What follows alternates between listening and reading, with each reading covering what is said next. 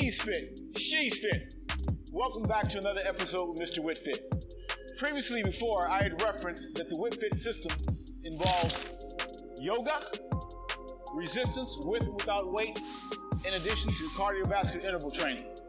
Today, here in San Diego, California, at the gym, I'm going to demonstrate each of those aspects and how those different aspects correlate and come together to get you the results that you're looking for, as well as designing the body that you want. Today I'm going to start off with some snatch grip squats, which is a great exercise not only for building the legs, opening up your inner thighs, hips, but also working your core.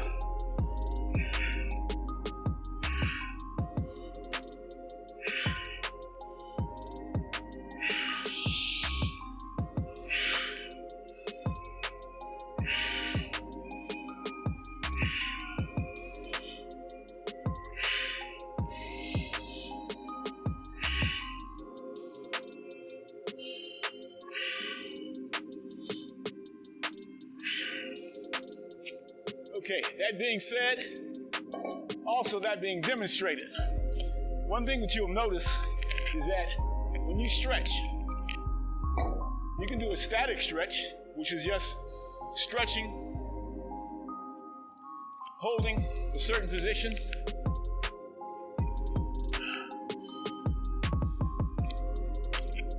or you can do a ballistic stretch with and without weights, such as here.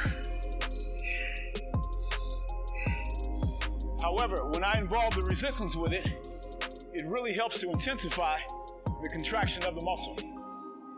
Depending upon what you want to do, synergy is always the concept that you want to use, meaning order. Also, it's great to activate your respiratory system, cardiovascular system, to make it strong while it's sculpting the body.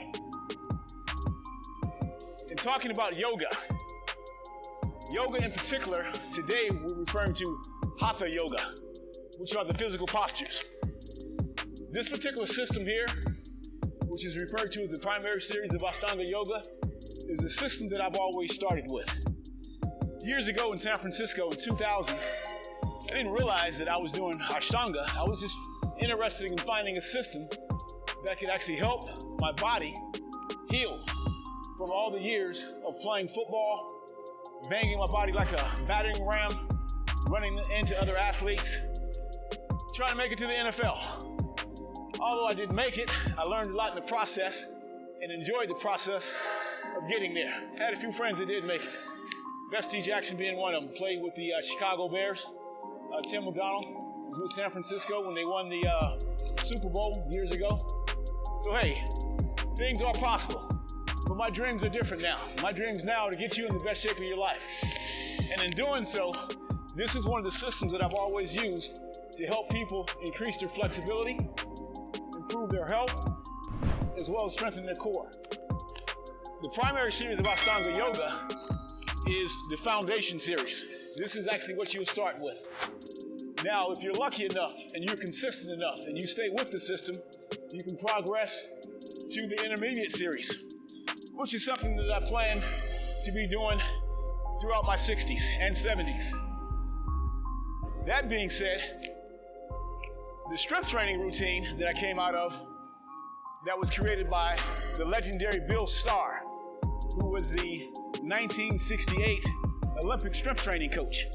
In addition to that, he also worked at Johns Hopkins University as a strength training coach and was the Baltimore Colts before they became the Ravens.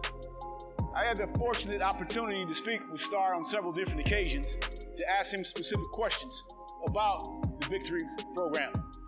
If you have an opportunity, or take the opportunity, to Google The Strongest Shall Survive, Strength Training for Football. This book has actually been autographed by Bill years ago, and it was very special to me. Unfortunately, Bill passed about 5-6 years back. I found that out by a really good friend of mine by the name of Nick Frasca. Nick is actually the co-researcher of this particular book. This book will give you all the information you want. You don't necessarily have to be interested in wanting to play football, But if you do play football at any level, I guarantee you, it will give you what you actually want. In addition, it has a great nutritional section in there, specifically laid out for people that are interested in high intense training and how your nutritional needs actually change in a comparison to sedentary people. Going into supplementation, what you actually need, how your requirements of what the body needs changes, much like a sports car. A sports car with high performance is going to be totally different from a car that is just kind of moving slow, stopping and starting slow. Sports cars, they accelerate quick, they stop quick. Well, they have different braking systems, different energy requirements. The exact same thing is true for athletes. Now, for people that are working regular jobs, 9 to 5, spending time with the kids, spending time with their family, this can apply to you as well. But your nutritional needs will be pretty basic, such as the recommended daily allowances of average people. One thing I want to add today is when you work out, whether you are working with weights, whether you're doing yoga, as I'm going to slowly demonstrate here, your body can be your own weight system to work your system. Often I'll start with movements like this just to be able to determine a person's level of flexibility, core strength, stability.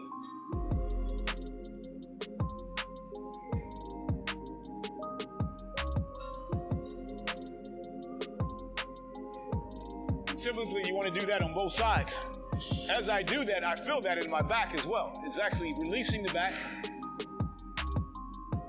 in the lower lumbar.